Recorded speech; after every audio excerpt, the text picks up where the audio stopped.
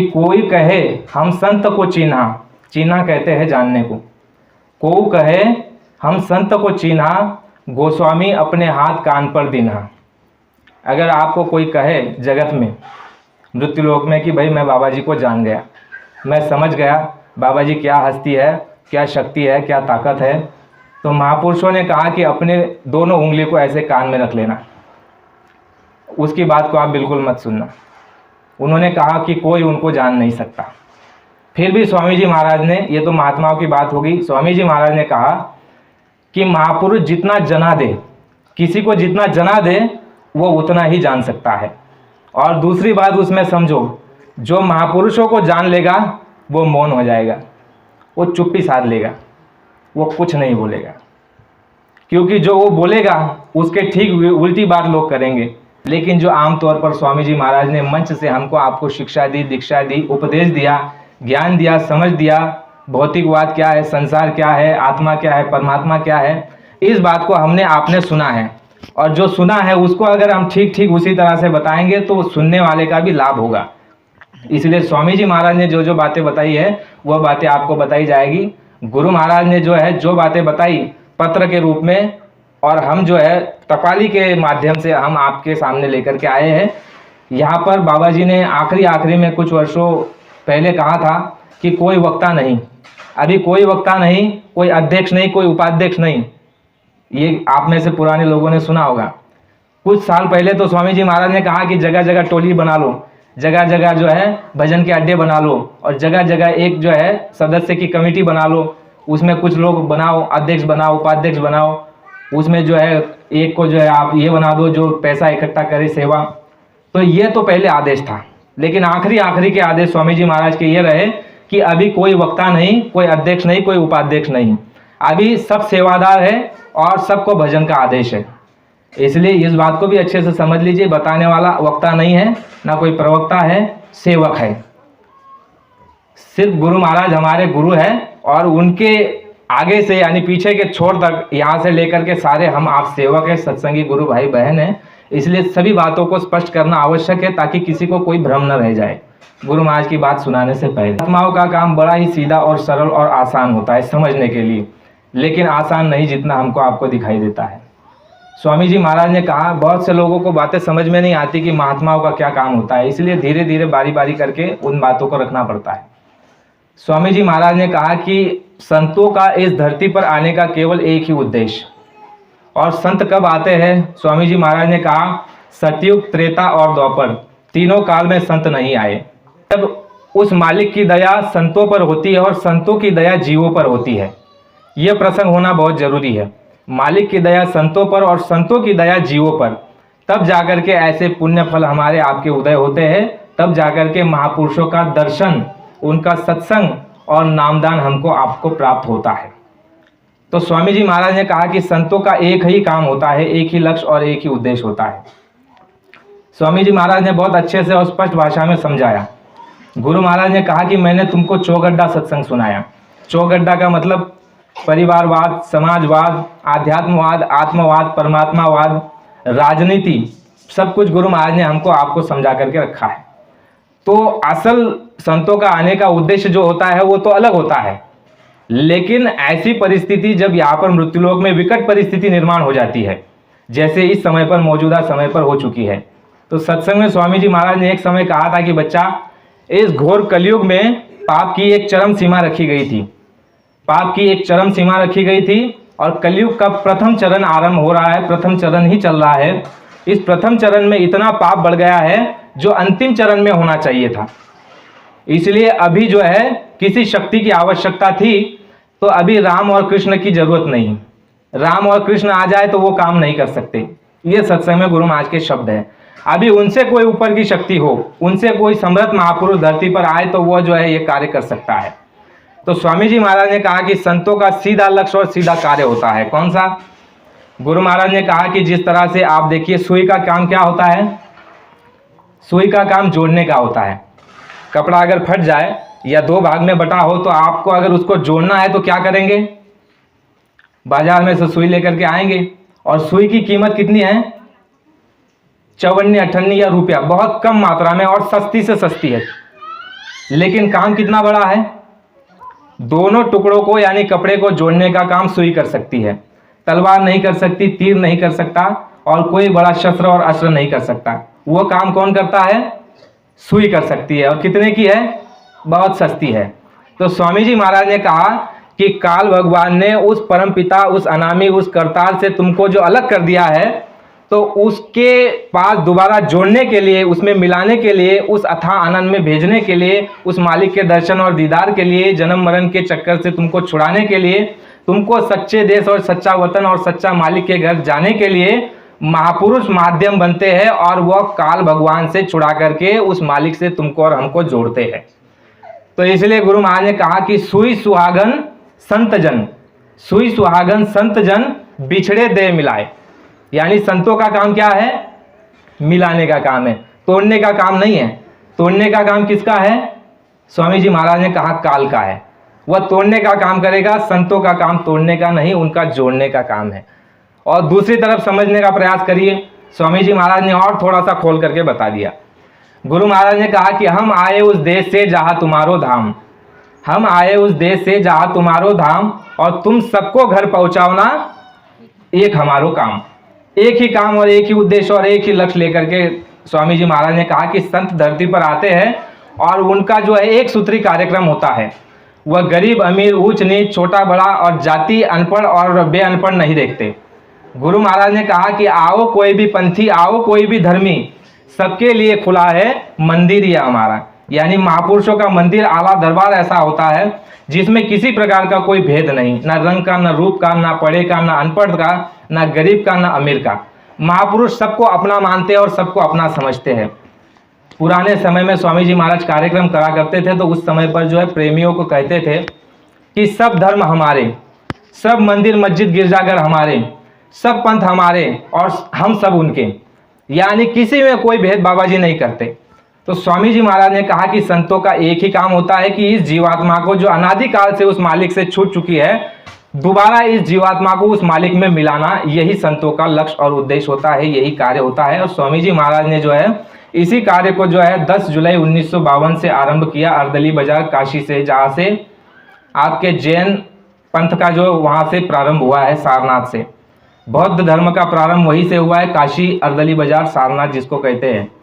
और उसी जगह से बाबा जय गुरुदेव जी महाराज यानी स्वामी जी महाराज ने 10 जुलाई 1952 से यह जो है कारवा आध्यात्मिक सफर को आरंभ किया। लगातार 7 दिन बाबा जी ने सत्संग सुनाया, और सत्संग ऐसा जिसका कोई ग्रंथों में तोड़ नहीं और कोई ग्रंथों में वहाँ उसका जिक्र भी नहीं। ऐसा विलक्षण और ऐसा उम्दा और ऐसा ऊंचा सत्संग गुरु महाराज सुनाया करते थे। सत्संग में वो एक वाणी हमारे पास आई, उसमें स्वामी जी महाराज ने कहा था, बच्चा जब मैं आरंभ में सत्संग सुनाता था, तो उस समय पर जब मैं सत्संग सुनाता था तो लोग जो है उठ करके खड़े होकर के भाग जाते थे, उठ भाग खड़े होते थे। तो मैंने देखा कि भाई इनको जो है कुछ उदाहरण देना पड़ेगा। ये कौन सा सत्संग गुरु महाराज सुना रहे थे, ध्यान से समझिए। गुरु महाराज ने सत्संग के दौरान एक बीच में एक वाणी और छोड़ करके रखी है, पुराने सत्संगियों को पता होगा। गुरु महाराज ने कहा कि बच्चा अभी मैं सत्संग नहीं सुना रहा हूँ, अभी मैं सत्संग सुनाने की जमीन तैयार कर रहा हूँ। सुना है ना आपने, ये बीच में कहा। प्रारंभ में तो वो सत्संग सुनाया ऊपर का, जो कोई ग्रंथ शास्त्रों में नहीं है, लेकिन जो पूरे महात्माओं ने जो सुनाया और जिसको सुन करके जीवात्माएं तुरंत बैठे बैठे वहां पर अंड और ब्रह्मांड की जो सैर करती थी। एक हमारी गुरु बहन हुई है प्रारंभ में, उसी 10 जुलाई 1952 के दरमियान की ये बात है। शंभू जी विपिन बिहारी श्रीवास्तव इनकी बहन थी, चचेरी बहन। तो उनके गांव वो ले गए स्वामी जी महाराज को। तो वो जमाना जो था वो पर्दे का था, यानी महिला जो है पर्दे में रहा करती थी, बाहर नहीं आती थी। कोई पुरुष आ जाए, कोई व्यक्ति आ जाए तो घर से बाहर नहीं निकलती थी, पर्दे में ही बात करती थी और पर्दे में ही रहती थी, वो जमाना था। तो स्वामी जी महाराज घर गए, विपिन बिहारी श्रीवास्तव साहब जो हमारे पहले नामदानी गुरु भाई हुए, पुरुष नामदानी, वो उनके घर ले गए, पितृ घर। तो वहाँ पर जो है घर में चले गए स्वामी जी महाराज। तो वो चचेरी बहन जो है पर्दे के आड़ में, पर्दे के आड़ से जो है देख रही है, और वो पर्दे के आड़ से स्वामी जी महाराज का दर्शन कर रही है। तो विचार कीजिए कि कितना दर्शन हो सकता है। ठीक ठीक से चेहरा मोहरा दिखाई नहीं दे सकता, पर्दे में कितना दिखाई देगा। लेकिन वो बहन अपने अनुभव में लिखती है और कहती है अपने गुरु भाई को, यानी उनके भाई जो थे विपिन बिहारी श्रीवास्तव, उनको कह रही है, बाबा जी तो वहाँ बैठ करके चले गए, एक दो लोगों को नामदान दे दिया, चले गए, उनको नामदान नहीं दिया क्योंकि वो अंदर थे।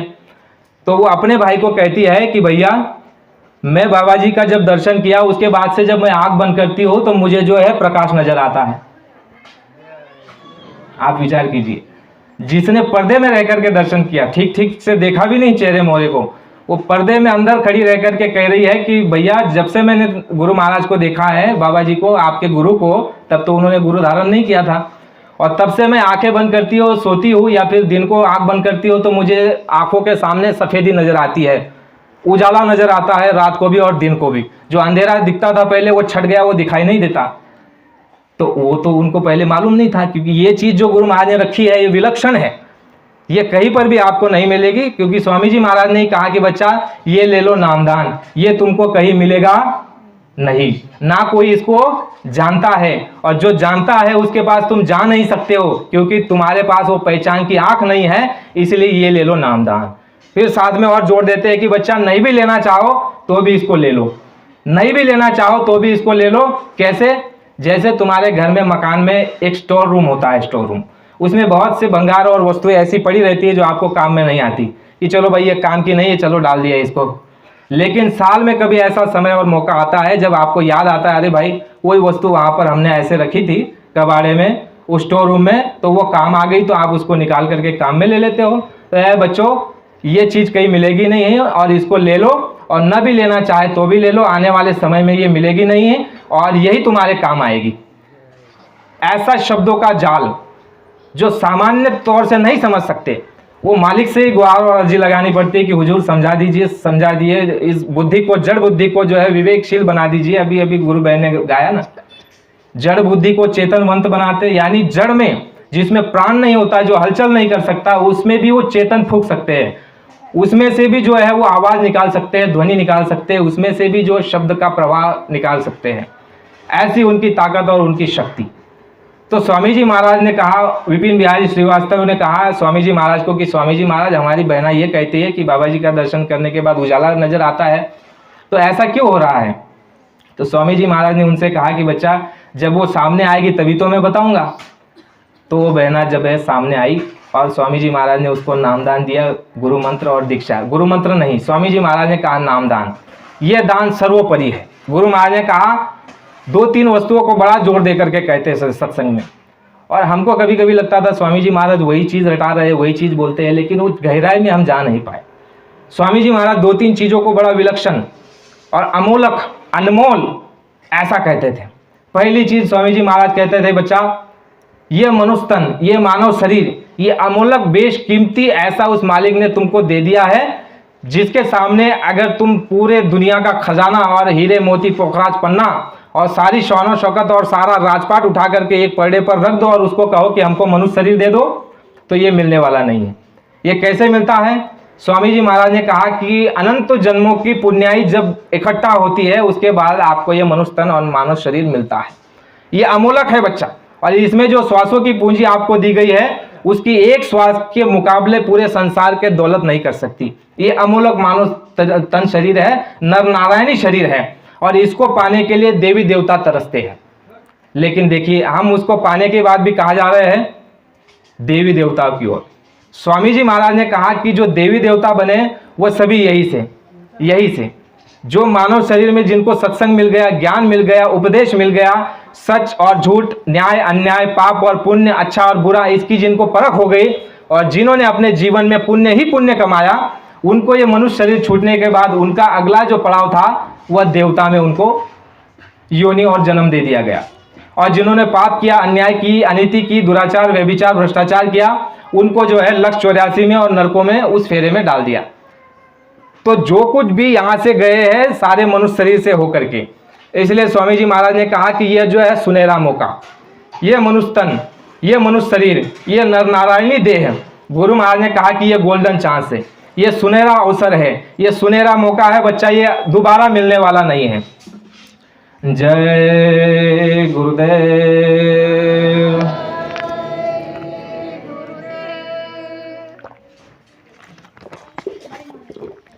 गुरु महाराज ने कहा कि बच्चा ये दोबारा मिलने वाला नहीं है।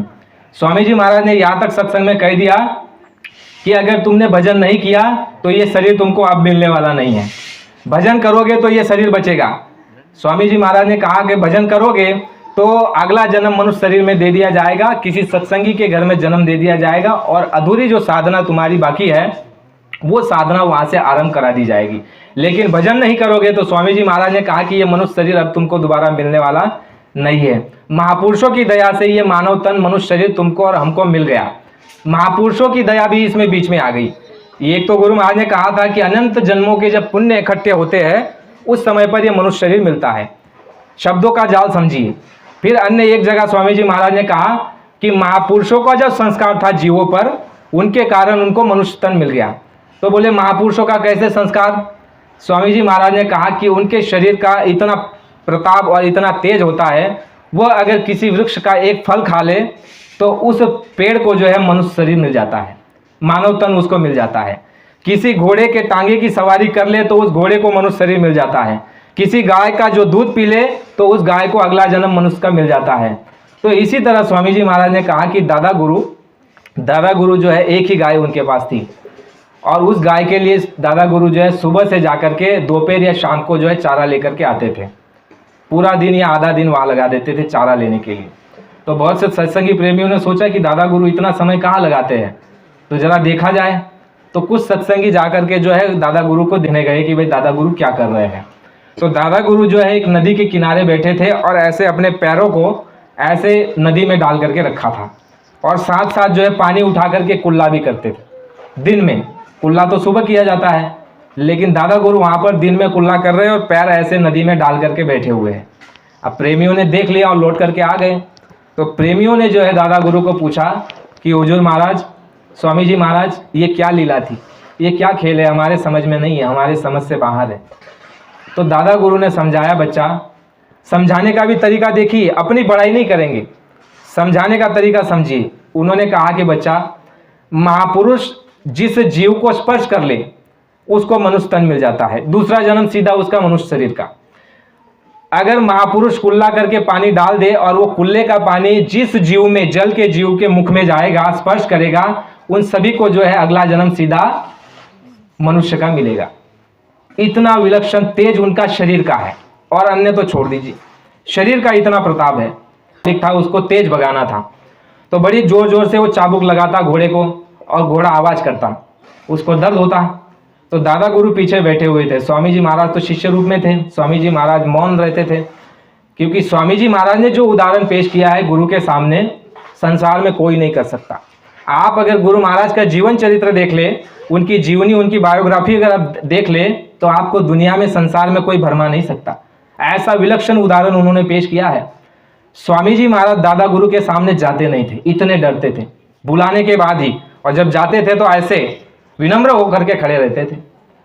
और गुरु महाराज ने यह भी कहा कि बच्चा, गुरु के पास रहना तलवार की धार है। ये भक्ति जो है गुरु के सामने और गुरु के साथ रहना तलवार की धार है, खांडे की धार है। इसलिए स्वामी जी महाराज कहा करते कि बच्चा, मैं कभी कभी जो है मैं मथुरा आ जाता था, जंगलों में मैं साधन भजन करता था, गुरु महाराज के पास थोड़े समय रहता और वहाँ से दूर चला जाता था और वहाँ भजन करता, 7 दिन की रोटी लेकर के, और मैं भजन करता। गुरु के सामने जो है स्वामी जी महाराज ने कहा कि सभी इंद्रियों पर नियंत्रण रखना पड़ता है। शंका भी आ जाती है कभी कभी, और इंद्रियां भी कभी कभी चलायमान हो जाती है, और अनादर भी होता है कभी कभी। कई बार हमने देखा है, उस समय हम भी अज्ञानी थे, हम भी वो मर्यादा नहीं रख पाए। देखते थे ना आप, कभी कभी जो है हम गुरु महाराज को ऐसा उनकी धोती पकड़ लेते थे, कभी उनको नाखून भी लग जाते थे, कभी गाड़ी को धक्का देते थे। तो ये जो है भक्तों के लक्षण नहीं होते हैं। स्वामी जी महाराज ने कहा कि महापुरुषों का दर्शन दूर से रह करके, ऐसे खड़े रह करके करो, और उनकी आंख में आंख मिलाओ, गर्दन नीचे नहीं करो। स्वामी जी महाराज ने कहा तुम्हारे पास जो सामान है वो आंखों से दो। पहले तो स्वामी जी महाराज स्पर्श करके जो है हटा देते थे। बहुत से गुरु भाई हमारे पुराने हैं, गुरु बहनें ऐसे लाइन में बैठे रहते थे उस जमाने में, उस समय पे। स्वामी जी महाराज बड़ी तेज चलते थे और सर पे टपली देते थे, हाथ ऐसे सर पर हाथ रखते थे। तो स्वामी जी महाराज कहते थे कि बच्चा, जब मैं तुम्हारे सर पर हाथ रखता हूँ तो मुझे सब तुम्हारा मालूम पड़ जाता है, तुमको क्या चाहिए, क्या कमी और क्या बोझा है, उस अनुसार मैं उसका इलाज भी शुरू कर देता हूँ। तो कई प्रेमियों को हाथ रखने के बाद जो है वो दशा भी प्राप्त हो जाती थी जो वो गुरु बहन को हुई थी, उजाला या प्रकाश। तो ये तरीका होता है महापुरुषों से लेने के लिए। स्वामी जी महाराज ने कहा कि जोर जबरदस्ती ले जाओगे, छीना छपटी करके ले जाओगे तो ले जाओ, लेकिन तुम्हारे पास रहेगा नहीं। प्रेम से ले जाओ, ये प्रेम का सौदा है, प्रेम से ले जाओ। तो स्वामी जी महाराज ने कहा दर्शन भी ऐसे किया जाता है, दूर खड़े रह करके अगर दर्शन करोगे और गुरु महाराज की आंखों में आंखें डाल करके अगर देखोगे, तो स्वामी जी महाराज ने कहा कि तुम्हारी आंखों से अगर तुम्हारे ऊपर पाप का बोझा है तो वो पाप की किरणें निकलेगी, और तुम्हारा पाप जो है सारा जो है गुरु महाराज महापुरुष खींच लेते हैं और अपनी दया दृष्टि डाल करके वो सफाई कर देते हैं खुली आंखों से। संत मत का ये तरीका है, ये नियम है कि खुली आंखों से दर्शन करना होता है।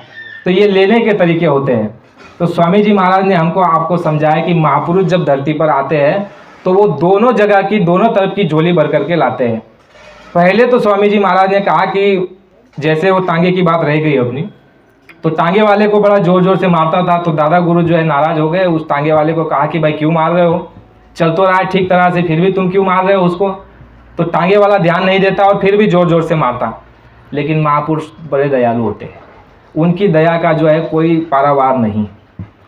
तो दादा गुरु मौन हो गए, और नीचे जब उतरे तो घोड़े के जो है कान में जाकर के कहते हैं, ये बात स्वामी जी महाराज ने कही कि घोड़े के कान में जाकर के कहते हैं कि बच्चा तेरा लेना देना है उससे, तुझे उसको देना है, तू उसको प्रेम से दे दे।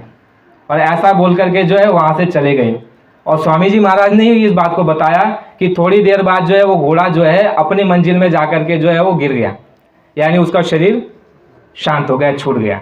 यानी क्या हुआ, दादा गुरु की दया से उसकी जो है 84 की योनि वो कट गई। मनुष्य शरीर मिला या फिर पार भी कर दे, उनको कोई रोकने वाला नहीं, क्योंकि संत सद्गुरु समर्थ होते हैं। धरती पर कोई एक ही ऐसी शक्ति होती है जो समर्थ होते हैं। गुरु महाराज ने कहा कि आपका उद्धार, जीवात्मा का उद्धार देवी देवता नहीं कर सकते, ईश्वर राम ब्रह्म और पार ब्रह्म भी नहीं कर सकते।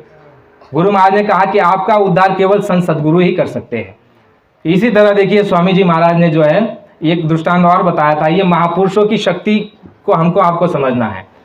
स्वामी जी महाराज के लिए बहुत से गुरु भाई जो है नियम लगाते हैं कि गुरु महाराज के ये नियम बताए, सत्संग में ये बातें बताए कि ये नियम है, ये मर्यादा है, ये बंधन है, ये शास्त्र है, ये जो है तरीका है और ये जो है सूत्र है। लेकिन स्वामी जी महाराज ने जो सत्संग में बताया है, हर तरह की बात है, उसको बड़े ध्यान से आप समझिए।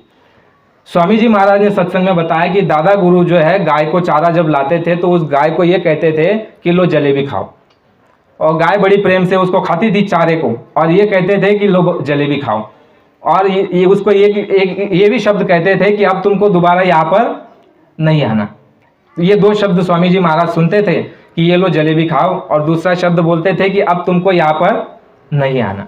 तो स्वामी जी महाराज ने वही बात को सत्संग में दोहराया कि जब दादा गुरु सन 1948 में जब उनका शरीर छूटा, उन्होंने शरीर का जो है त्याग किया, उस समय पर जो है वही गाय अंतिम यात्रा में लोगों के साथ साथ चली। देखिए 84 लक्ष का प्राणी अंतिम यात्रा में लोगों के साथ चली साथ में, और जाकर के जो है वहाँ पर जहाँ पर अग्निदाह संस्कार किया गया वहाँ पर रही और बहुत रोती थी। सब लोग भी रोते थे और वो गाय भी रोती थी। और वहाँ से जब लौट करके आई तो उसने जो है नदी में बैठ करके शुद्धि भी की, जो शुद्धि हम मनुष्य करते हैं। उसके बाद स्वामी जी महाराज ने कहा कि जब वो लौट करके घर पर आई तो उसने चारा खाना उसी दिन से बंद कर दिया, उसी दिन से चारा खाना बंद कर दिया, और थोड़े दिनों के अंदर में उसका शरीर छूट गया। तो स्वामी जी महाराज ने कहा कि दादा गुरु उसको कहते थे कि अब तुमको दोबारा यहाँ पर नहीं आना, यानी कि लक्ष्य 84 के जीव को भी उन्होंने जो है सीधा उठा करके पार कर दिया। और शास्त्र तो आपका विधान तो ये कहता है कि भाई मनुष्य शरीर से रास्ता गया है, तो ये भी झूठ नहीं है, ये भी सत्य है, लेकिन ये सामान्य तरीके से। गुरु महाराज ने कहा दो तरह की दया होती है। हम कहते हैं गुरु महाराज दया कर दीजिए, दया कर दीजिए, तो ये बात आप समझ लीजिए, आप कौन सी दया मांग रहे हो। स्वामी जी महाराज ने कहा दो तरह की दया होती है। हम हमेशा सदैव से यही कहते हैं कि स्वामी जी महाराज दया कर दीजिए, लेकिन आप जब जान जाएंगे दया किस तरह की होती है, दो तरह की, तो आप डर जाएंगे और थोड़ा सा समझ करके दया मांगेंगे। दया तो मांगेंगे लेकिन तरीके से मांगेंगे। स्वामी जी महाराज ने कहा कि महापुरुषों की किसी पर दया हो जाए तो उसको धन धान्य से परिपूर्ण कर देते हैं। उसको क्या करते हैं, अगर किसी जीव पर दया हो जाए तो धन धान्य से उसको परिपूर्ण, उसको माला माल कर देते हैं। और किसी जीव पर अत्यंत दया हो जाए, अति दया हो जाए, तो उसको निर्धन बना देते हैं, उसको बीमार बना देते हैं, उसका अपमान करा देते हैं। अत्यंत दया यानी विशेष दया जिस पर हो जाए, तो हम दया मांगते हैं, लेकिन इस बात को आप याद रखिए, दया किस तरह की चाहिए हमको आपको। और कई बार इसी तरह से सत्संगी कभी डावाडोल भी हो जाते हैं कि भाई हमने गुरु धारण किया और हमारे साथ ऐसा क्यों हो गया।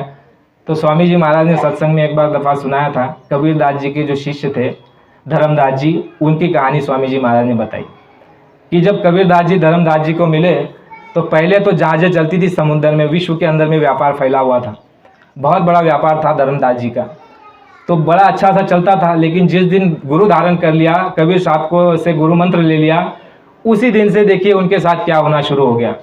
जहाज़ें जो है समुद्र में डूब गई, व्यापार ठप हो गया, बच्चा मर गया, बीवी मर गई, उसके बाद घर जो था पुराना पड़ा हुआ वो भी गिर गया, और अगले जो है बरामदे में आकर के जो है चद्दर लगा करके वहाँ भजन कर रहे, फिर भी नहीं छोड़ रहे। विचार कीजिए, भक्ति स्वामी जी महाराज ने कहा ये कोई खाला का घर नहीं है, ये सब नहीं कर सकते, कोई कोई बिरला होता है जो उस योग्यता को प्राप्त किया होता है, पूर्व जन्म का जिस पे संस्कार होता है।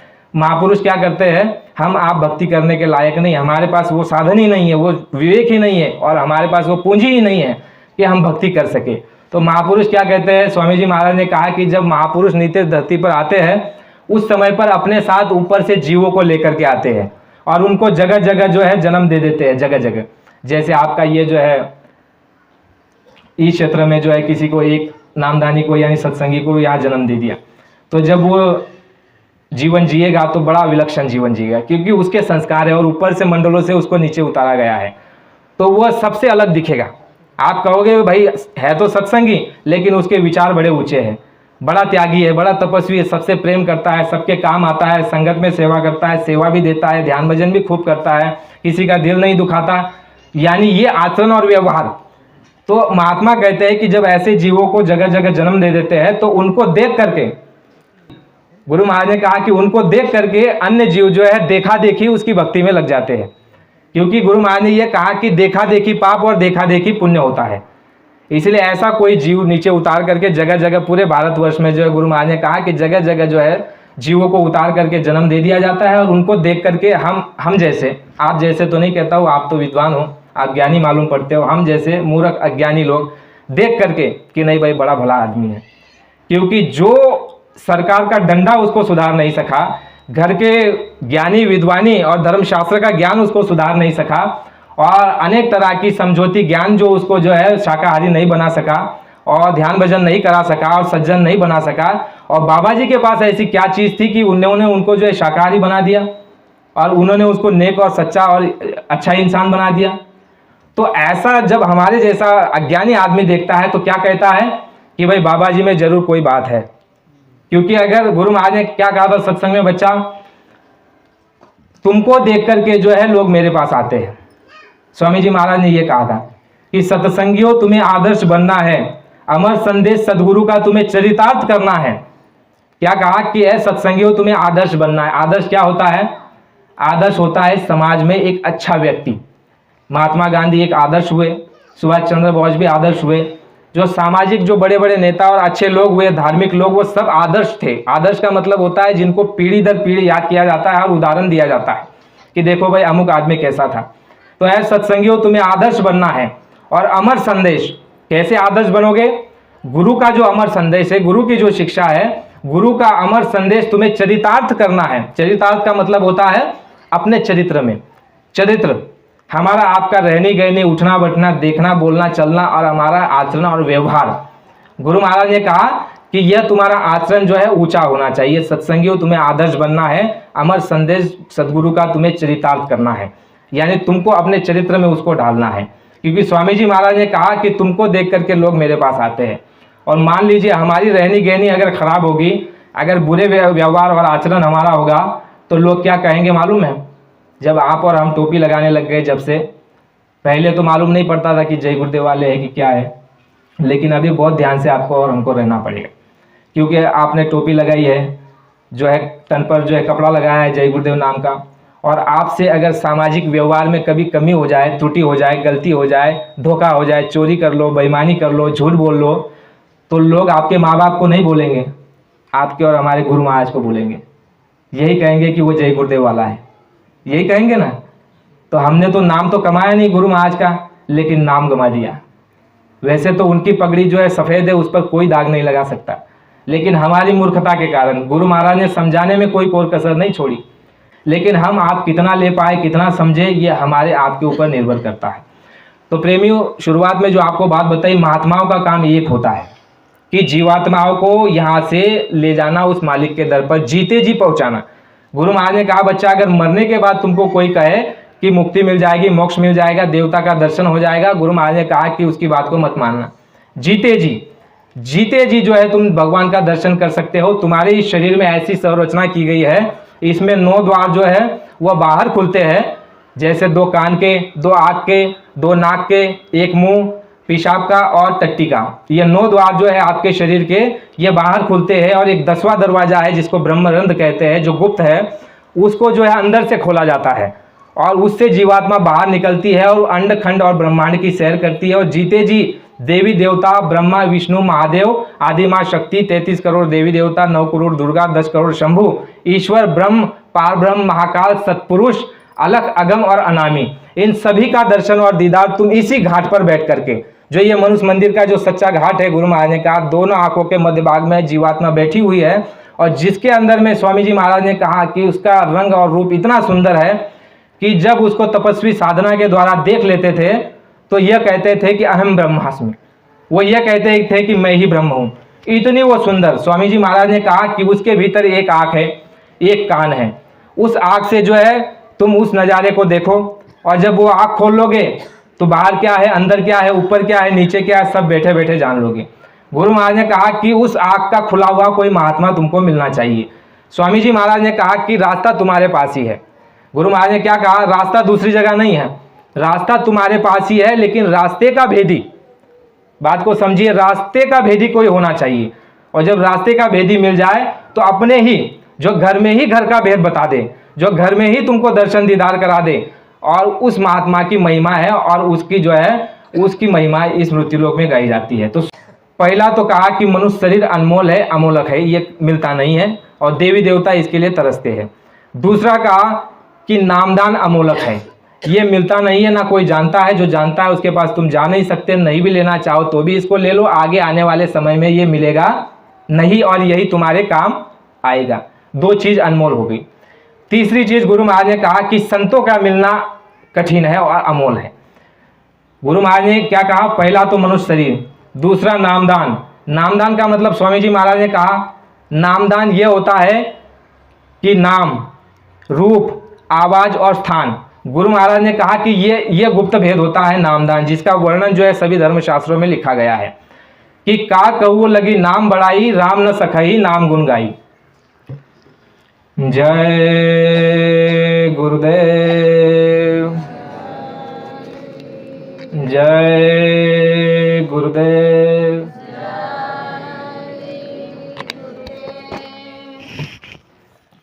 सभी धर्मशास्त्रों में यह कहा गया है, भगवान राम भी यहाँ तक कह रहे हैं कि नाम की बड़ाई मैं नहीं कर सकता, और वह नाम आपको और हमको मिल गया।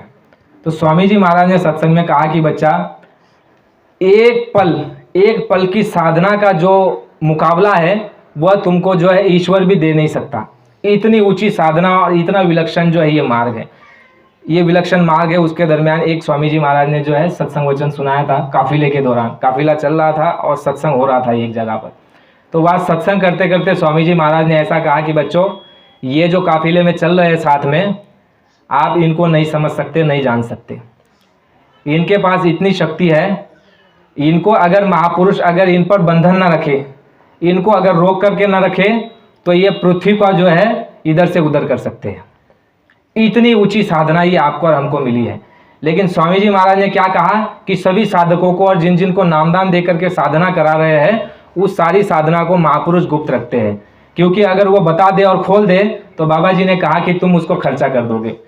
तो नामदान जब ध्यान भजन सुमिरन हम करते हैं उस समय पे क्या होता है, देखिए स्वामी जी महाराज ने कहा कि मूल चीज़ों को समझिए। एक तो गुरु महाराज ने कहा कि देश गुलाम था, उस समय पर शारीरिक और भौतिक आपदा और तकलीफ थी और आपको आज़ादी नहीं थी। महात्माओं के संकल्प से क्या हुआ, देश आज़ाद हो गया। ये सत्संग में गुरु महाराज ने कहा था 1948 से पहले। एक जगह कई कार्यक्रम हो रहा था नेताओं का, तो वहाँ दादा गुरु को आमंत्रण था। दादा गुरु ने गुरु महाराज को भेजा था कि जाओ उस मीटिंग में तुम चले जाओ। तो उस कार्यक्रम में स्वामी जी महाराज बोल करके आए थे कि तुम घबराओ नहीं, बहुत जल्द देश आज़ाद होने वाला है। ये 48 से पहले बाबा जी ने नेताओं की जो है बैठक में बोल दिया था कि बहुत जल्द देश आज़ाद होने वाला है। अन्य जगह एक सत्संग वाणी निकाली हमने, तो वहाँ पर स्वामी जी महाराज ने यह कहा कि देश को आज़ादी मिल गई महात्माओं के संकल्प से। ये पहले तो देश आज़ाद हो गया, तुमको और हमको आज़ादी मिल गई और हम जो है ढोल पीटने लग गए कि हम आज़ाद हो गए। तो स्वामी जी महाराज ने कहा कि ये आज़ादी ऐसे नहीं मिली, महात्माओं का संकल्प था और कई लोगों ने अपना जो है प्राण त्यागा और अपना खून बहाया, ऐसी ही आज़ादी मिली है। तो हम बाहर से चिल्लाते हैं कि आज़ाद हो गए, तो गुरु महाराज ने यह कहा कि तुम इंद्रियों से आज़ाद नहीं हुए हो, तुम अभी इंद्रियों के गुलाम हो। तो बाहर की पहले आज़ादी हमको आपको दिला दी। शुद्धि के लिए देखिए क्या चाहिए, जो गुरु महाराज ने शुरू में बताया कि महात्माओं का काम है जीवात्मा को उस मालिक से मिलाने के लिए। लेकिन इस बीच में तकलीफ क्या आ रही है, संकट और परेशानी क्या आ रही है, हमारे आपके इन आँखों के ऊपर जो गंदगी पड़ी हुई है, जो मैल पड़ा हुआ है, जो काई लगी हुई है, उसको छुड़ाने की आवश्यकता है। तो स्वामी जी महाराज संत महात्माओं का काम इस तरह से होता है, दर बदर बारी बारी। तो पहले बाहर से आज़ादी दिलाई गई। देखिए आज़ादी के पहले देखिए आप समझिए बात को, जब देश आज़ाद हुआ, आप कहोगे कि नई बात बता रहे हो, देश आज़ादी के पीछे महात्माओं का क्या संकल्प रहा, आपको तो अलग कहानी बताई गई है। बातों को समझने का प्रयास कीजिए। जब देश आज़ाद हो गया उसके बाद जो है 4 से 5 महात्माओं ने शरीर छोड़ा, उससे पहले नहीं। देश आज़ाद होने के बाद में एक महात्मा थे अपने दादा गुरु, दूसरे महात्मा थे सावन सिंह जी महाराज, जो राधा स्वामी पंथ में सावन सिंह जी महाराज हुए। तीसरे जो महात्मा थे वो आपके थे सरकार साहब। सरकार साहब जो है वो उत्तर प्रदेश में हुए तीसरे महात्मा। और चौथे महात्मा हुए एक आगरा के जो है। और ये बात जब सत्संग में हमने सुनी कि आज़ादी जो है संकल्प से, महात्माओं के संकल्प से मिली है, तो इसका मतलब हमें समझ में आया कि महात्माओं ने संकल्प छोड़ा था, उसलिए ये जो है देश आज़ाद हो गया। और आज़ाद होने के बाद देखिए हम इंद्रियों के गुलाम हो गए। तो गुरु महाराज ने हमको आपको जो सत्संग सुनाया, वो सत्संग कौन सा सुनाया, ये ले लो नामदान। और उसके बाद क्या करो, ये फलीभूत कब होगा, स्वामी जी महाराज ने कहा कि नामदान फलीभूत तब होगा, पहले आपको सेवा करनी पड़ेगी। तो सेवा का माध्यम बनाया गुरु महाराज ने। आश्रम में कहते थे मथुरा में कि यहाँ पर जो है सेवा कराई जाती थी, वहाँ पर श्रमदान किया जाता था। तो वहाँ पर प्रेमियों को सेवा कराई जाती थी। जगह जगह आश्रम बना करके प्रेमियों को आदेश दिया गया कि तुम संगत की सेवा करो, परोसने का, आश्रम की जो ज़मीन है वो खेती का, जो जो तुमको सेवा मिल जाए उसको कहते हैं।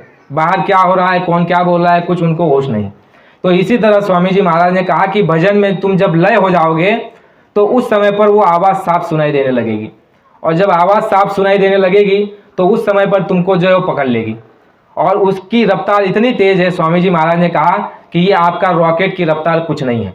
और यहाँ से उठा करके जो आवाज़ जहाँ से आ रही है वहाँ पर आपको उठा करके ले जाएगी। तो ध्यान, भजन और सुमिरन। और जब आप भजन से उठो, गुरु महाराज ने कहा भजन ज़्यादा से ज़्यादा करो। दिन में जब भी समय मिल जाए, तुम जो भी काम करते हो, दुकान, दफ्तर, खेती का, वह काम करो मेहनत और ईमानदारी के साथ। आए गए का सेवा सत्कार करो, बाल बच्चों की सेवा करो। और कोई अतिथि आ जाए उसका सम्मान करो, उसको खाना खिला दो। कोई भूखा आ जाए उसको रोटी, और प्यासा आ जाए उसको पानी। और 24 घंटे में जो तुम्हारा काम करने के बाद, भौतिक काम करने के बाद, संसारिक काम करने के बाद जो समय तुम्हारा बच जाएगा, उस समय में तुम अपनी जीवात्मा के लिए सच्चा भजन करना, जो तुम्हारे इस शरीर छोड़ने के बाद काम आएगा। तो ये ध्यान भजन सुमिरन की विधि हमको आपको स्वामी जी महाराज ने बताया। और ध्यान भजन सुमिरन अगर हम आप नहीं करते हैं तो स्वामी जी महाराज ने उसके लिए कहा कि ये मनुष्य शरीर तुमको आगे मिलने वाला नहीं है। वैसे तो अन्य जगह कहा है कि महापुरुष जब नामदान देते हैं तो 4 जन्म में पार कराते हैं, 4 जन्म में नहीं तो 7 जन्म में पार कराते हैं। लेकिन इस बात को भी समझना होगा, गुरु महाराज ने कहा कि जब तुम ध्यान भजन नहीं करोगे तो अगला जन्म तुमको मिलने वाला नहीं है। फिर और एक बात को समझिए, और एक बात इसमें जोड़ दी स्वामी जी महाराज ने, इस अच्छे समय में तुमको रहने के लिए मकान है, खाने के लिए पंच पकवान है, पहनने के लिए अच्छे कपड़े हैं, सुख संपत्ति है और साधन है। और ऐसे समय पे अगर तुम ध्यान भजन सुमिरन नहीं करते हो तो मालिक की ऐसी मौज हो जाएगी, अगला जन्म तुमको ऐसे घर पे दे दिया जाएगा जहाँ पर दरिद्रता होगी। गरीब घराने में तुमको जन्म दे दिया जाएगा और ऐसी जगह तुमको डाल दिया जाएगा जहाँ पर ना कोई शौक होगा, ना श्रृंगार होगा, ना कोई ज़्यादा अधिक धन होगा। गरीबी की अवस्था में आपको डाल दिया जाएगा और उस समय पर आपसे भजन करा लिया जाएगा। यानी भजन तो आपको कराना ही है, लेकिन स्वामी जी महाराज ने कहा कि अच्छे समय में, अभी समय अच्छा है इसलिए तुम अभी अच्छे समय में भजन कर लो। और अभी नहीं करोगे तो आगे मनुष्य शरीर मिलने वाला नहीं है। अभी नहीं करोगे तो आगे अगर मिल भी जाए तो तुमको ऐसे गरीब घराने में जन्म दे दिया जाएगा, वहाँ पर तुमको जो है खाने के लिए ठीक से अन्न भी नहीं होगा, पहनने के लिए ठीक से कपड़े भी नहीं होंगे, तो इसीलिए जो है अच्छे समय में भजन कर लो। तो ये कुल मिलाकर के स्वामी जी महाराज ने सत्संग में बात बताई। स्वामी जी महाराज ने जो है सत्संग के दौरान कहा कि बच्चा, महात्माओं का एक ही काम होता है कि जीवात्मा को जैसे चाहे यहाँ से ले जाओ उस मालिक के दरबार में, दोनों जो बिछड़े हुए हैं उस पिया से मिला देना जीवात्माओं को, बस यही काम होता है, इससे अधिक कोई काम होता नहीं। और लगभग महात्माओं ने यही काम किया। कबीरदास जी जो आए उन्होंने भी यही किया, रविदास जी आए उन्होंने भी यही किया, मीरा जी जो आए उन्होंने भी यही किया, नानक साहब जो आए उन्होंने थोड़ा विशेष किया, उनके 10 गुरु जो हुए उनमें में थोड़ा विशेष उन्होंने काम किया। विशेष कैसे काम किया? उनका जो दयाल का मार्ग, संत मत जो है दयाल का मार्ग है, इसमें मारकाट का काम नहीं होता है। लेकिन देखिए उनके 10 गुरु हुए, 9 गुरु ने जो है दया का संदेश दिया, नाम दिया, उपदेश दिया और शिक्षा दी। लेकिन 10वें गुरु जो हुए गुरु गोविंद साहब जी, उन्होंने नाम भी दिया, नामदान भी दिया और हाथ में क्या उठाया? तलवार भी उठाई। उठाई कि नहीं उठाई? ये काम क्या हुआ? ये विशेष काम हुआ, विलक्षण हुआ। क्योंकि संतों का काम क्या हुआ कि केवल जीवों को पार कराना, जीवों को यहाँ से ले जाना। तो गुरु महाराज ने कहा कि इस धरती पर, इस मृत्युलोक में, इस भारत में संत महात्मा अवतार लेते हैं, और जब भारत में ऐसी विकट परिस्थिति निर्माण होती है तो उस समय महात्माओं का ये दायित्व और फर्ज होता है, बनता है कि वो इस जगह पर भी वातावरण अच्छा बनाए, ताकि उनके द्वारा जो चीज़ दी जा रही है उसका लोगों को ज़्यादा से ज़्यादा फायदा हो सके। तो उस समय पर जो है मुगल का राज था, और मुगलों का राज के कारण जो है गुरु गोविंद साहब को जो है तलवार भी उठानी पड़ी। उन्होंने जो है जीवों को पार भी किया और जो है तलवार उठा करके उनका संहार भी किया। तो वो किस तरह से हुआ, वो अंदर के रहस्य तो हम नहीं जानते। महापुरुष अगर किसी को तलवार से मार दे तो हो सकता है उसको भी पार करा दे, एक क्षमता उनके अंदर। लेकिन बाहरी रूप से ये देखने को मिला कि संत मत में इतने वर्षों में संतों ने कभी तलवार नहीं उठाई थी, लेकिन गोविंद साहब को तलवार उठानी पड़ी अपने गुरु के आदेश से, और जिस उद्देश्य के लिए उन्होंने उठाई थी उस उद्देश्य की पूर्ति भी हुई। आखिरी में गुरु गोविंद साहब ने जब तलवार उठाई तो उसके बाद जो है यहाँ से मुगलों का उस समय सफाया भी हो चुका था। उसके बाद जो है उन्होंने उस गुरु ग्रंथ की स्थापना की, सभी जगह से महापुरुषों की वाणी लेकर के, नानक साहब की वाणी लेकर के, संत ज्ञानेश्वर महाराज की वाणी लेकर के, तुकाराम महाराज की, पूरे भारत के महापुरुषों की वाणी लेकर के नांदेड़ में उन्होंने जो है गुरु ग्रंथ साहब की रचना करी, और अपने प्रेमियों को, अपने सिखों को कहा कि आज से जो है तुम्हारा यही गुरु है। यानी इस किताब में जो लिखा गया है वो गुरुवाणी है, वो गुरु है। यह नहीं कहा कि ये गुरु तुमको मुक्ति देगा, लेकिन ये गुरु है इसीलिए क्योंकि इसमें दिशा है, इसमें शिक्षा है। और उस गुरुवाणी में उसमें लिखा हुआ है सिख धर्म के ग्रंथ में कि महापुरुषों को मिलना चाहिए, उनके पास जाना चाहिए। यानी उन्होंने कहा कि ये काम तुम करना। उसके बाद से सिखों में गुरु नहीं हुए, तो ये थोड़ा विशेष काम हुआ। तो आइए कुछ समय बाद बीतने के बाद जो है इस मृत्युलोक में ऐसी परिस्थिति होने लग गई। तो जब बाबा जी ने सत्संग आरंभ किया तो सत्संग आरंभ करने के बाद तो सत्संग देते रहे बहुत समय तक, लेकिन देखिए कुछ ऐसी घटनाएं देखने को मिल गई। स्वामी जी महाराज ने ये सारी चीज़ें 1954 में प्रयागराज में बोल दी थी कि ऐसा ऐसा देश के अंदर में होने वाला है। बहुत सारी बातें और बहुत सारी भविष्यवाणी की थी। विद्वान लोग उस समय समझ गए थे कि देश में परिवर्तन होने वाला है, लेकिन गुरु महाराज ने उस समय परिवर्तन की बात नहीं कही थी, लेकिन कहा था कि ऐसी ऐसी घटनाएं होने वाली है। कुछ समय बीता और 1970 सन 1970, 71 और 72 आया। उस समय पर 20 करोड़ लोगों का जन जागरण पूरे भारत में बाबा जी ने कर दिया। उसके बाद बाबा जी ने जो है सत्संग में ये बताना शुरू कर दिया कि समय बदलने वाला है, अभी जो है वातावरण बदलेगा, अच्छा समय आएगा। महात्माओं का ये संकल्प है और उनका ये स्वप्न है। गांधी जी का भी नाम लेते थे, सूरदास जी का भी नाम लेते थे, कहते थे उनकी ये स्वप्न और इच्छा रही। फिर 70, 71, 72 भी तक कार्य शुरू है, लेकिन बात को अभी ओपन नहीं किए। उसके बाद जो है इमरजेंसी लग गई, बाबा जी को जो है जेल के अंदर ले जाया गया, 21 महीने जेल के अंदर रहे। उसके बाद जब बाहर आए तो स्वामी जी महाराज ने जो है 25 दिसंबर 1977 को देश और दुनिया के लोगों को पहली बार एक कान में बात सुनने को मिली कि इस भारत से कलयुग जाएगा और कलयुग के भीतर सतयुग आएगा। ये घोषणा 25 दिसंबर 1977 को बाबा जय गुरुदेव जी महाराज ने जो है वहाँ पर की कहा। अहमदाबाद में अयोध्या का पहला यज्ञ किया, उसके बाद वहाँ पर भी ये बात गुप्त रखी। अयोध्या में जो यज्ञ करा बाबा जी ने 22 मई को 1977 को, वहाँ 25 लाख लोगों की भीड़ इकट्ठा हुई। तो वहाँ पर स्वामी जी महाराज ने देखिए काम गुप्त रूप से चल रहा है, लेकिन सत्संगियों को भी उसका पूरी तरह से होश नहीं है, ये देखने को मिलता है।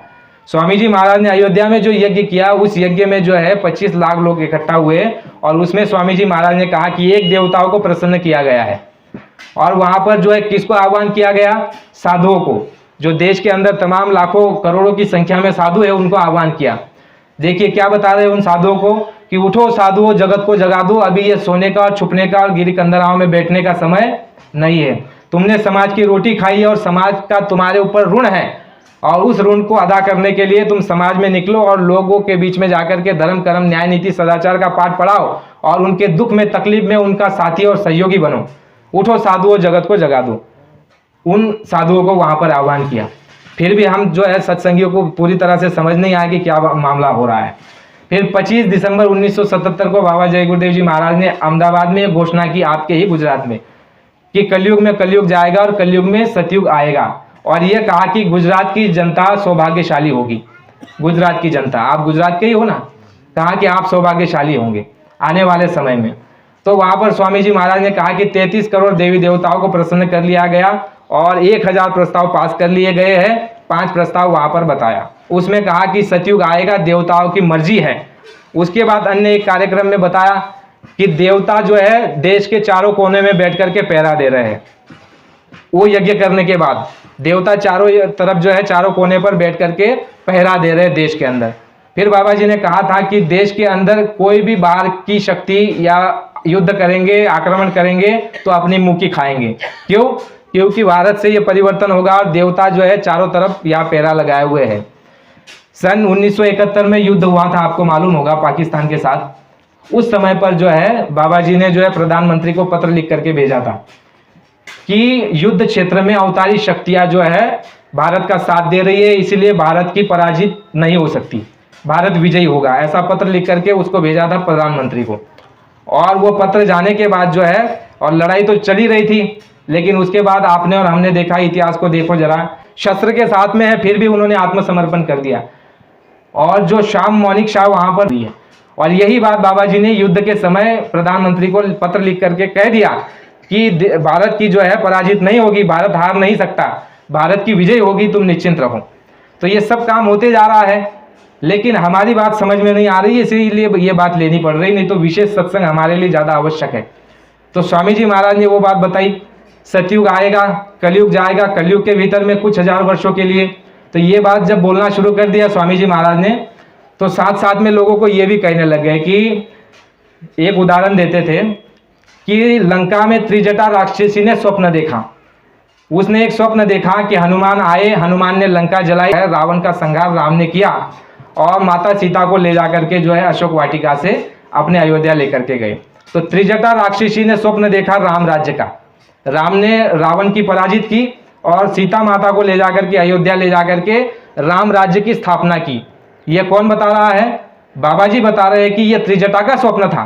त्रिजटा ने वहां पर बताया रावण को कि मैंने ऐसा स्वप्न देखा है कि भगवान राम आएंगे और वह जो है आपका संहार करेंगे, माता सीता को यहाँ से ले जाएंगे और राम राज्य की स्थापना करेंगे। तो स्वामी जी महाराज ने कहा कि त्रिजटा राक्षसी का स्वप्न अगर सच हो सकता है तो बाबा जी का भी स्वप्न सच होगा। और बाबा जी कोई लंकावासी नहीं है, बाबा जी भारतवासी है, बाबा जी का भी स्वप्न पूरा होगा। तो बाबा जी ने कहा कि राम राज्य की कल्पना, गांधी महात्मा ने भी राम राज्य की कल्पना और संकल्प लिया था, शपथ ली थी, लेकिन वो हो नहीं पाया। तो सतयुग सतयुग हमने बहुत सुना और समझा, लेकिन स्वामी जी महाराज ने जो है बताया कि सतयुग में क्या क्या होता है। सतयुग में जो है पहले के समय में, त्रेता के समय में स्वामी जी महाराज ने कहा कि सतयुग का अर्थ क्या होता है, राम राज्य का अर्थ क्या होता है कि देहिक, भौतिक, देविक किसी प्रकार का ताप नहीं होता। देहिक मतलब ये शरीर का, शरीर की आपको कोई बीमारी नहीं रहेगी। सतयुग जब आएगा, स्वामी जी महाराज ने कहा देहिक, देविक, भौतिक, ये तीनों प्रकार के ताप नहीं रहेंगे।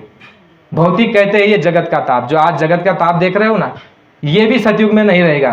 देविक, देविक यानी कि देवताओं का जो कोप है, आपके इष्ट देव नाराज है, आपका ग्रह जो है नाराज है और आपके 5 तत्व के देवता नाराज है, इसीलिए ये परिस्थिति है दुख और तकलीफ की। स्वामी जी महाराज ने कहा सतयुग में जो है देवता भी प्रसन्न रहते हैं। 3 यज्ञ स्वामी जी महाराज ने किए और चौथे यज्ञ के लिए स्वामी जी महाराज ने कहा कि 5 तत्व के देवता अभी प्रसन्न नहीं हुए। इस सतयुग आएगा तो अपने थाली में जो है रत्न और मोती लेकर के आएगा। और जब सतयुग आ जाएगा तो उस समय क्या होगा, क्या परिस्थिति होगी, कुछ 4-6 बातें आपको बता देता हूँ। स्वामी जी महाराज ने कहा पहली बात तो ये होगी, जब देवताओं को प्रसन्न किया जाएगा, 5 तत्व के देवता, इनका बड़ा महत्व है।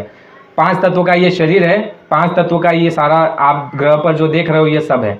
वही 5 तत्व के देवता अभी खुश नहीं हुए। बाबा जी ने कहा एक देवता प्रसन्न हो गए, 33 करोड़ देवी देवता प्रसन्न हो गए, लेकिन 5 तत्व के देवता अभी प्रसन्न नहीं हुए। चौथे यज्ञ में 5 तत्व के देवताओं को प्रसन्न किया जाएगा, और जब वो प्रसन्न हो जाएंगे, सतयुग की तारीख तुमको बता दूंगा, और सतयुग जब आएगा तो उस समय पर जो है क्या होगा धरती पर, स्वामी जी महाराज ने कहा कि आपके 1 बीघे में 100 मन अनाज आएगा। ये जितने भी आप पेड़ देख रहे हो जिनमें फल नहीं लग रहे कई वर्षों से, ये सारे फलों से झुक जाएंगे, इतने फल लगेंगे। जो गाय और भैंस है जो दूध 2 लीटर दे रही है, 4 या 5 लीटर दे रही है, वो दुगना और तिगना जो है दूध देने लग जाएगी। गुरु महाराज ने कहा कि आपका जो सोना है ये 32 रुपया तोला हो जाएगा, यानी शरीर में किसी प्रकार की बीमारी नहीं रहेगी। अभी जो आपको और हमको बीमारी लगी है, ये क्यों लगी है? गुरु महाराज ने कहा कि तुम्हारे जो जितने कर्म है पीछे के और इस समय के, वो भुगताए जा रहे हैं। शुरू में देखिए गुरु महाराज के पास जब जाते थे तो गुरु महाराज कुछ दवा इलाज रास्ता बता देते थे, दया कर देते थे। आखिरी में हमने देखा है गुरु महाराज कहते था, उनको भी कहा कि तुम ये काम करो, लेकिन जहाँ तक देखने को मिला वास्तविक काम जो चाहते थे गुरु महाराज, वो काम लगभग किसी ने नहीं किया, चाहे हम हो या आप हो। आज देखने को मिल रहा है जब साधन भजन की बात सुनाई जा रही थी तो आपको नींद आ रही थी बहुत जनों को। तो इसका मतलब यह हुआ कि मार हमको पड़ने वाली है। गुरु महाराज ने कहा कि बच्चा आप बात की गहराई में नहीं जा रहे, लगता है कि गलती हो गई, पहले भोजन करा दिया, सत्संग के बाद भोजन होना चाहिए। या तो तबला का सत्संग और कथा नहीं है जो थोड़ा आनंद आए, या मनोरंजन या फिर किसी की टीका टिप्पणी या विनोद करके आपको हंसाने की बात नहीं रहेगी, आपकी काम की बात रहेगी। समय विकट परिस्थिति का है। गुरु महाराज ने कह दिया 1975-73 के दरमियान में, 73 में कह दिया था कि परिवर्तन होने वाला है, परिवर्तन का बिगुल फूंक दिया गया है। और जब परिवर्तन का बिगुल फूंका जाता है तो आनी बानी जैसी समय परिस्थिति हो जाती है। आनी बानी में पता है आपको क्या होता है? इमरजेंसी जब लगती है तो आप जो अधिकार कहते हो ना, हमको बोलने का अधिकार है, हमको खाने का अधिकार, ये सब अधिकार आपके छीन लिए जाते हैं इमरजेंसी में। इसी तरह जब बिगुल फूंक दिया जाता है कि परिवर्तन होने वाला है तो विधान पूरा पलट जाता है, पूरा पलट जाता है। जो गुरु कहे वही विधान होता है, ठीक है कि नहीं? इसी तरह से आपने देखा जब भगवान कृष्ण के समय में भगवान कृष्ण अर्जुन को कितना समझा रहे हैं कि है अर्जुन, गांडी उठाओ, धर्म करो, इनको बाण चलाओ, धर्म करो, तुम्हारा कर्तव्य है, मैं तुमको कह रहा हूं, मेरी बात को मान लो।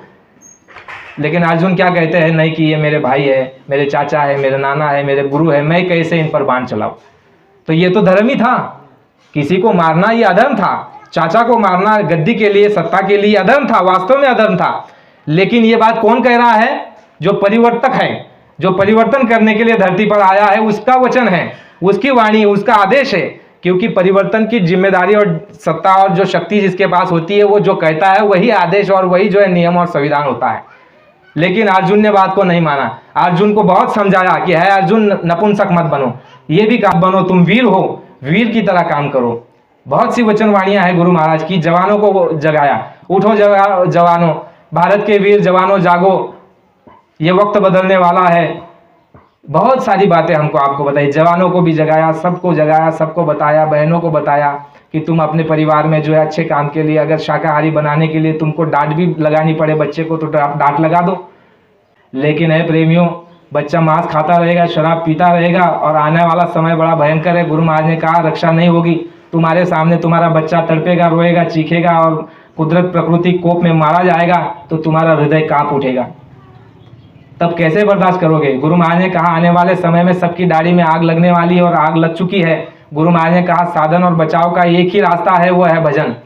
प्रेमियों को कहा कि भजन करोगे तो आने वाली जो विपदा है, जो संकट है, वो बगल से गुजर जाएगा। और भजन नहीं करोगे तो सीधा तुम पर आएगा, वो घास सीधी तुम पर गिरेगी। इसलिए हमको तो भजन का शस्त्र दे दिया है और अन्य लोगों को जो संत मत नहीं जानते, धर्म कर्म नहीं जानते, उनको कह दिया तुम शाकाहारी हो जाओ। और वो शाकाहारी हो जाएंगे, भले भजन नहीं करेंगे लेकिन फिर भी उनके सर पर हाथ रहेगा। और हम भजन नहीं करेंगे तो गुरु महाराज ने कहा कि आने वाली तकलीफ सीधी तुम पर गिरने वाली है। इसलिए गुरु महाराज ने काम तो किया जीवों को जगाने का, साथ साथ ये भी काम किया विलक्षण जो परिवर्तन का काम गुरु महाराज ने लिया हुआ है। तो इसलिए प्रेमियों, हम आप बड़े ध्यान से और बारीकी से समझने का प्रयास करते रहिए। हर जगह जो गुरु महाराज ने हमको आदेश दिया है, जो मर्यादा हमारे लिए बनाई है, उसके भीतर ही रह करके काम करना है। हमें किसी की निंदा नहीं, किसी की आलोचना नहीं, किसी की चुगली नहीं, किसी की बुराई नहीं। गुरु महाराज ने जो हमको शिक्षा दी है, पहला तो जो है ध्यान भजन सुमिरन हम करें, जो करते हैं वो ज़्यादा करें, जो नहीं करते हैं वो शुरू कर दे, ये 2023 में। और दूसरा काम हमको आपको क्या करना है, संगत में प्रेम के साथ, सबके साथ, कोई कहीं से भी आ जाए। जब आपको ये बताया स्वामी जी महाराज ने कि सभी धर्म हमारे, सभी पंथ हमारे, सभी मंदिर मस्जिद हमारे, जब इन लोगों को अपना बता दिया और हम कहेंगे कि ये अन्य जगह का चला गया, ये फलानी जगह चला गया, ये तो उधर जाता है, किधर भी जाए, लेकिन प्रेम इनसे बना रहे और जय गुरुदेव वाला ही कहाएगा, तो ये द्वेष आपस में मन में मत रखो, क्योंकि ये तोड़ने का काम है और तोड़ने का काम काल का है। तोड़ने की जो कोई शिक्षा दे, तौबा करके कान पकड़ के वहाँ से हट जाना है। निंदा नहीं, आलोचना नहीं, किसी को तोड़ने की बात नहीं, जोड़ने की बात। तो दूसरा काम संगत में प्रेम के साथ रहना। तीसरा काम जो है हमको आपको ये करना है, शाकाहारी सदाचारी का प्रचार जो हम आप कर रहे हैं। चौथा काम हमारे लिए क्या है, बाबा जय गुरुदेव जी आएंगे और चौथा यज्ञ रचाएंगे। ये 4 काम हमको जो है ठोस करके पकड़ करके रखना है, और जो आदेश और शिक्षा दे करके रखी है, सेवा सत्संग भजन ये भी करते रहना है। और सारा जो भी आदेश के अनुसार हम और आप जीवन में अपने जिएंगे, तो वो क्या हो जाएगा, वो गुरु का आदेश हो जाएगा और वो भजन में जोड़ दिया जाएगा। गुरु महाराज ने आखिरी में ये कह दिया था कि तुम्हारा जो है भजन में जोड़ दिया जाएगा। ये जो शाकाहारी का प्रचार, ये भजन में जोड़ दिया जाएगा। जो संगत की सेवा करोगे, ये भजन में जोड़ दिया जाएगा। 500 रुपया सेवा दे करके दर्शन करो, तो ये सारा जो है कर्म को काटने के लिए ये सारे तरीके अपनाए गुरु महाराज ने। कर्म प्रायश्चित अति मानव कुंभ भी लगवाया, काफिले भी निकलवाए। मुसलमानों के घरों से रोटी खाई नहीं जाती है, लेकिन उस समय ये कहा कि उनके घर से भी रोटी लेकर के आओ। तो ये सारा का सारा हमारा आदान प्रदान करवा दिया। कितना बोझा जो लदा था जन्मों जन्मांतर का, गुरु महाराज ने कहा महापुरुष बड़े चतुर होते हैं, 1 पैसा देकर के अनंतों जन्मों के कर्मों की सफाई कर देते हैं। तो बहुत कुछ गुरु महाराज ने किया, लेकिन हमने क्या किया, हमने बुआई तो कर दी खेत में, लेकिन जो है रखवाली नहीं की। बांध जो मेड लगाते हैं ना मिट्टी का, वो लगाया नहीं। बरसात आई तेजी से और वो बहा ले गई आपका अनाज, और जाओगे 4 महीने के महीने गेहूँ बोए थे, देखने जाओगे तो गेहूँ मिलेगा नहीं। भूल में बैठे रहेंगे कि जय गुरुदेव वाले हैं, नामदान लिया है, बहुत काफिले घूमे हैं, बहुत सत्संग सुना है, बहुत भजन किया है, लेकिन रोज निंदा आलोचना चुगली बुराई कर रहे हैं। तो इसीलिए हमारा जो है आपका धर्म और कर्तव्य है कि हम और बातों में नहीं, ये आनी बानी का समय है, परिवर्तन का समय है। जैसे अर्जुन ने जो है कृष्ण भगवान की बात को नहीं माना, बहुत समझाया कि ले अर्जुन मान ले मेरी बात, नहीं मानता, मैं गांडीव नहीं उठाऊंगा। फिर आखिरी में जो है काम तो करना है। गुरु महाराज ने कहा कि युग परिवर्तन जब बिगुल बच जाता है तो काम होता है। तुम में से अगर सब चले जाओगे तो काम मैं भूतों से काम करा लूंगा, तो काम मेरा रुकने वाला नहीं है। फिर भी अर्जुन को कहा जा रहा है कि तुम काम कर लो, तुम नहीं करोगे मेरी शक्ति यानी सुदर्शन चक्र ही करेगा। लेकिन अर्जुन कहते हैं नहीं मानूंगा। आखिरी में जो है उनको विराट स्वरूप दिखाना पड़ा, और जब विराट स्वरूप देख लिया उसके बाद कहते हैं कि भगवान इस लीला को बंद करो, अब मैं गांडी और धनुष उठाता हूँ, अभी मैं संहार करूंगा, अभी आप इसको बंद कर दो। तो उठ करके जो है बाण चलाने लग गया। और उसके बाद जब सारा महाभारत हो गया तो भगवान कृष्ण ने कह दिया कि है अर्जुन, तुम्हें आदमी मारने का पाप लगा हुआ है, मनुष्य मारने का पाप लगा हुआ है। अर्जुन ने कहा भगवान आपने ही मुझको कहा कि अर्जुन गांडी उठाओ और धर्म करो, और आप ही कह रहे हो कि मुझको पाप लग गया। भगवान कृष्ण ने कहा कि अर्जुन मैंने बहुत तुमको समझाया, तुमने मेरी बात को नहीं माना। जब विराट स्वरूप दिखाया, उस विराट स्वरूप को देख करके तुमने गांडी उठाया, धनुष्य बाण चलाया और तुमने जो है उनको बाण चलाया, लेकिन तुमने मेरी बात को नहीं माना, तुमने विराट स्वरूप को देख करके बात को माना। इसीलिए जो है जितने भी लोगों को तुमने मारा है सबका पाप तुम्हारे सर पर लगा। ए भगवान अब हम क्या करें। कहा कि 5 भाई और द्रौपदी के साथ वैतरणी नदी जाकर के जो है डूब मरो, और किसी को अपना मुंह मत दिखाना, मुंह ढक के जाना और वैतरणी नदी में प्राण त्याग दो। कश्मीर में जो वैतरणी नदी है इतना ठंडा पानी है कि उंगली डालोगे तो गल जाएगी, जाओ उसमें जाकर के डूब मरो। तो आज भी आपके धर्मशास्त्रों में लिखा है कि पांडवों को जो है वहां पर जो है गलना पड़ा, और उनमें से कईयों को नरक भी जाना पड़ा और नरक का द्वार भी जाना पड़ा। तो ये जो है विधान होता है। तो ये बात क्यों बताई जा रही है, मैं तो कथा बताने नहीं आया, लेकिन स्वामी जी महाराज ने कहा कि जब परिवर्तन होता है तो पिछले युगों को देखना पड़ता है, पिछले युगों को सोचना और उनको अध्ययन करना होगा कि उस पिछले युगों में क्या क्या हुआ, तो थोड़ा बहुत आपको समझ में आएगा, थोड़ा बहुत, पूरा नहीं समझ सकते। बाबा जी ने कहा तुम मेरी कमर में 20 साल 40 साल बंद करके रहो, लेकिन मेरे मस्तक का हाल तुम ले नहीं सकते। तो ये कहा हुआ है, पूरा नहीं समझ सकते लेकिन थोड़ा बहुत समझ सकते हैं। तो हमको आपको बाबा जी ने 60 वर्षों सुनाया, समझाया कि बच्चों मान लो, भजन करो, लोगों को कहा शाकाहारी हो जाओ, पत्रकारों को कहा कि अच्छी बातों को बताओ, मीडिया को कहा अच्छी बातों को दिखाओ, लोगों को कहा कि अच्छे चरित्र को उठाओ, राजनीति लोगों को कहा कि अच्छे कार्य को करो, धार्मिक लोगों को आने की आवश्यकता नहीं है, वो अपना काम करते रहेंगे, लेकिन तुम अगर अच्छी व्यवस्था नहीं करोगे तो मजबूरन धार्मिक लोगों को आना पड़ेगा। उनको भी कहा, उन्होंने भी नहीं माना, हमने भी बात को नहीं माना और आज भी नहीं मान रहे हैं। और आज अंधेरे में कैसे? गुरु महाराज ने कहा कि बच्चा आने वाले समय में परमात्मा का चमत्कार होगा और लोग चमत्कार को नमस्कार करेंगे। तो जब बाबा जी उस समय चमत्कार कर देंगे तो सब लोग भागेंगे, सब लोग, आप और हम तो भागेंगे ही भागेंगे, संसार के लोग भी भागेंगे। और उस समय पर क्या श्रेय मिलेगा? क्या श्रेय मिलेगा? अभी गुप्त रूप से जो आदेश दिया गुरु महाराज ने कि बच्चा ये सेवा करो, ये सत्संग की बात सुना दो, प्रचार करो, साधन भजन करो, ये गुप्त रूप से अगर कर लेंगे तो कम मेहनत में ज्यादा फल होगा। अगर उसी समय अर्जुन मान लेता बात को तो पाप लगता नहीं और उसकी महिमा होती, उसकी कीर्ति भी होती और उसकी जीव का उद्धार भी होता। लेकिन उसने भी बात को नहीं माना और इस युग में हम भी बात को नहीं मान रहे। हम चमत्कार का इंतजार कर रहे हैं, जब चमत्कार होगा तब जो है भागेंगे और दौड़ेंगे, लेकिन नहीं। गुरु महाराज ने कहा कि चमत्कार होगा, ऐसा चमत्कार होगा कि दुनिया चकाचौंध हो जाएगी, विश्व उस चमत्कार को देख करके भारत के सामने नतमस्तक हो जाएगा। और कहा कि एक एक जय गुरुदेव वाले के घर में भीड़ लगेगी और आपके पीछे लोग कहेंगे भाई पत्रिका दे दो, फोटो दे दो, और आपके पास जो है उस समय सहायता मांगेंगे। और तब जो है बाबा जी ने कहा टाटधारियों के भी मंदिर बनेंगे, ये भी कहा हुआ है। तो बहुत बड़ा चमत्कार भी होगा, लेकिन वो समय अलग है। लेकिन उसके पहले अगर हम सीधी सीधी बात समझ लें तो उसमें बड़ा लाभ होगा, और नहीं तो फिर चमत्कार में दौड़ेंगे सब, तो वो कुछ मेहनत और लाभ उस समय होने वाली नहीं है। तो इसीलिए प्रेमियों, मूल बातों को रखी गई और इन बातों को हम आप समझने का प्रयास करें। भूल चूक के आप सभी से माफ़ी चाहते हैं और अंत में प्रेम प्यार से मालिक के नाम का उच्चारण हम आप सब करेंगे। अगर कोई भूल हो गई हो तो उसके लिए आप सभी क्षमा करेंगे।